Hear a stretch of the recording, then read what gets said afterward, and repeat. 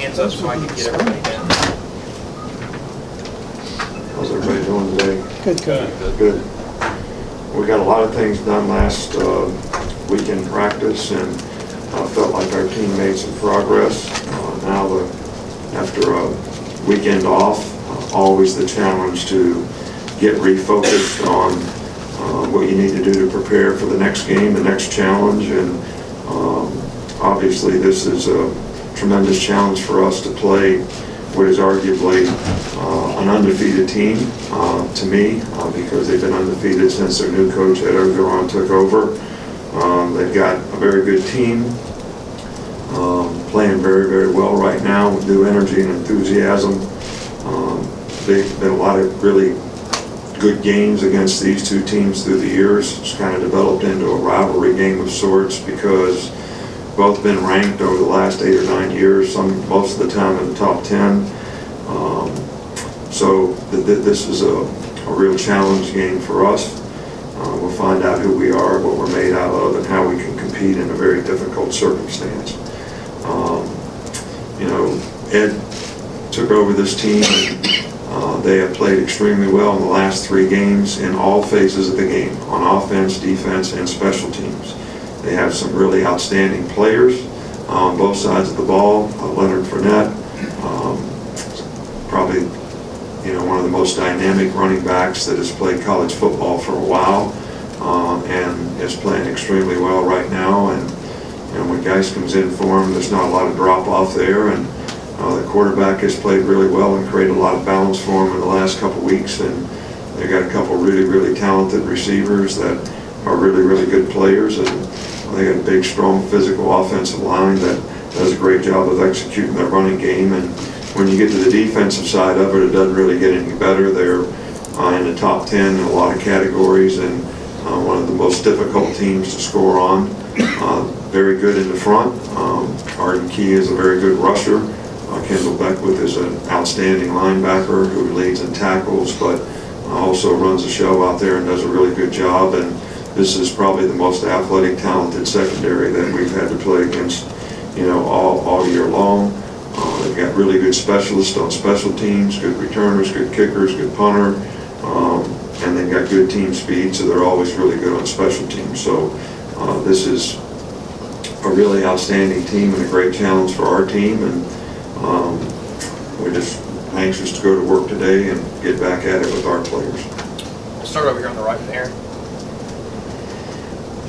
I was wondering what specific ways you've seen Damien Harris improve from last year to this year. What role Burton Burns played in that?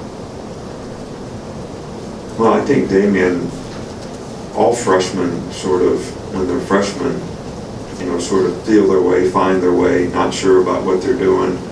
We could see that Damien was a very talented guy, but I just think was not confident in what he was being asked to do. As this year has progressed, he's gotten more and more confident, that he has a better understanding. You can always relate that back to some degree to your coach, who is actually teaching you the offense and how to do what you do. And he's been very productive and played with a lot of confidence, and has turned out to be the kind of player that we thought he could be, and we're very pleased with how he's performed for us all year long. Front middle here with Michael. Kind of same topic about David, asking about his vision. What is it about his vision, what makes it good, and how does that come for a running back? Is it natural? Well, I think that any good running back has really good vision. Vision is understanding of the play, how you press the hole, how you make your cuts in the hole based on how the defense reacts.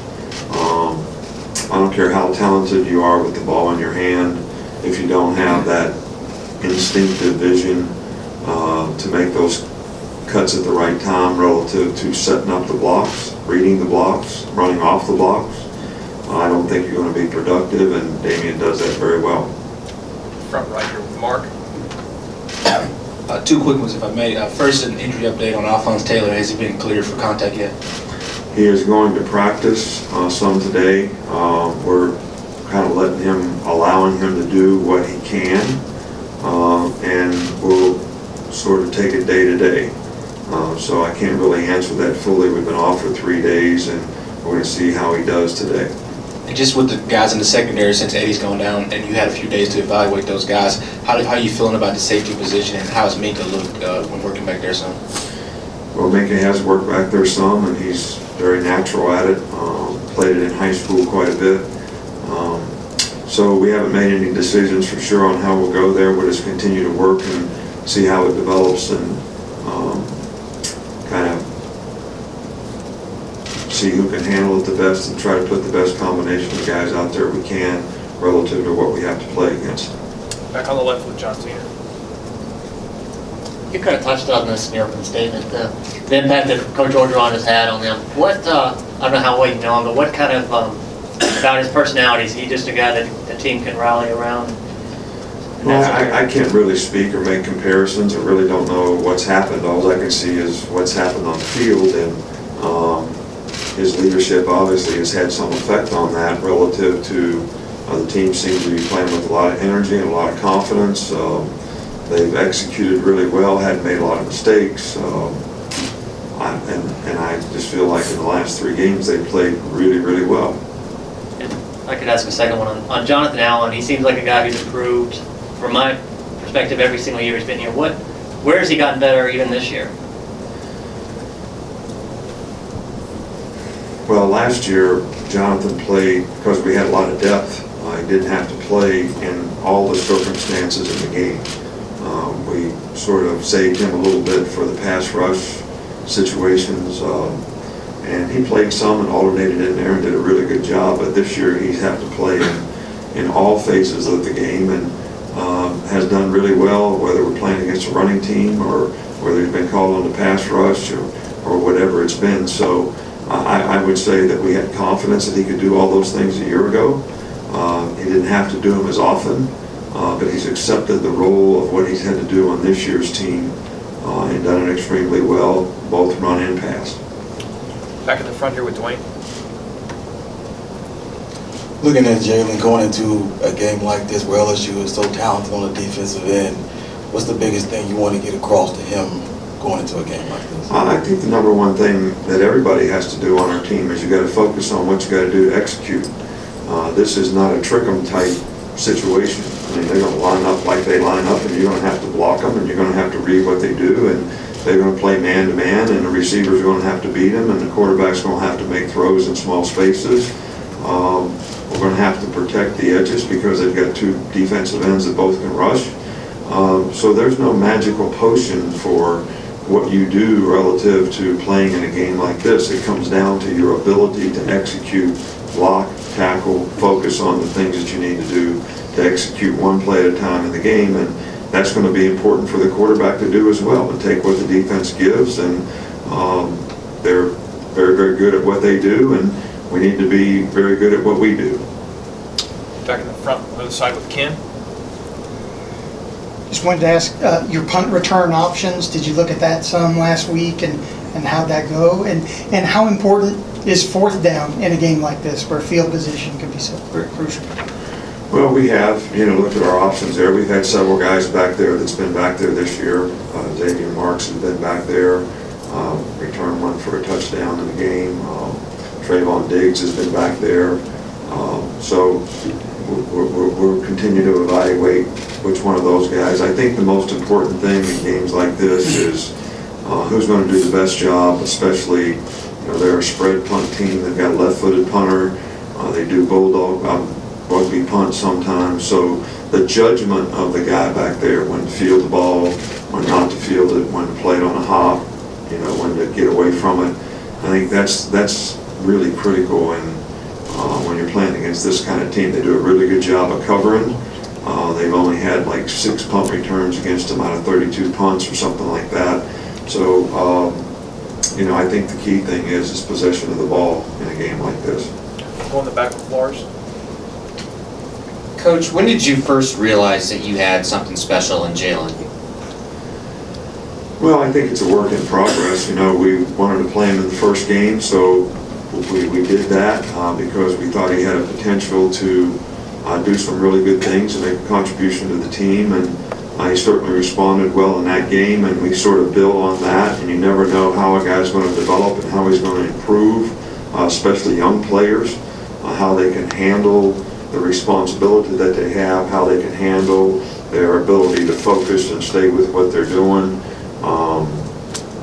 And he's done that extremely well. And I think it's going to be important for us that he continues to do that and he continues to grow and learn. And there's a lot of things that we can do better on offense to be a little more complete team.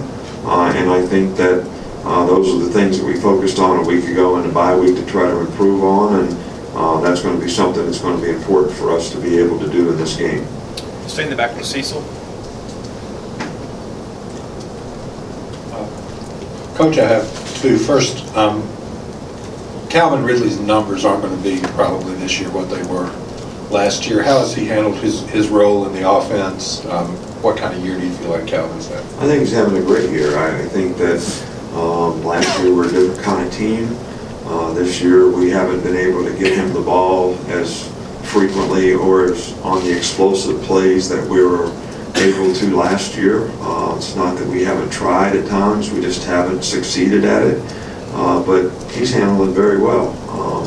First play of the game last week, he's going cross-field blocking point on Damien Harris's run, and you'd say this guy's shot out of a cannon trying to get over there to block somebody. So he's actually doing the things that he needs to do to try to help the team be successful. Never has he shown any signs of being disappointed or frustrated. He is a guy that can make explosive plays for us, and when I say that there's some things that we need to improve on as an offensive team, that's what I'm talking about, being able to get the ball to some of our guys on the perimeter that have chances to make really big plays. And second, any particularly nice birthday presents today? Not really. I only got really one, and it was one of those things where you push the button and it says that's bullshit. So I don't know if somebody's trying to tell me something or what. Do you need that button? They told me I couldn't take it home. I may need it at home more than I need it here, but With two more, Alex and then Joe. Nick, I just want to ask you, what do you want to see from Tony Brown this week that makes you feel more confident giving him increased playing time going forward? I think that with every player that you put out there and you give an opportunity to play, you want to know that you can trust the guy to do what he's supposed to do. And that would be no different with Tony or any other player that we put out there on the field. That you know what your assignment is, you know what your key is, you know what your read is, and you're going to go do those things, and we can trust you to do your job. That's what we want from any player on our team, and that's certainly what we'd like to say that we want to do and get out of Tony Brown if he gets the opportunity to play in the game. We'll wrap up in the back with Joe. Hey, Coach, I know it's a fairly small sample size and the personnel are still the same, but what kinds of changes have you seen to LSU's offense since Coach Orgeron took over? They're using a few more, a little more multiple in personnel groupings, and just done a really good job of executing. Their play action pass game has been very effective. I think it's not real complicated for the quarterback, but he's done a really good job of executing and tying the play action passes with their great running game and making explosive plays down the field with some very good receivers. So they're a little more open, I would say, in terms of what they're doing, and it's paid some dividends in the balance that they've been able to create by doing that. Thanks, Coach. All right, thank you.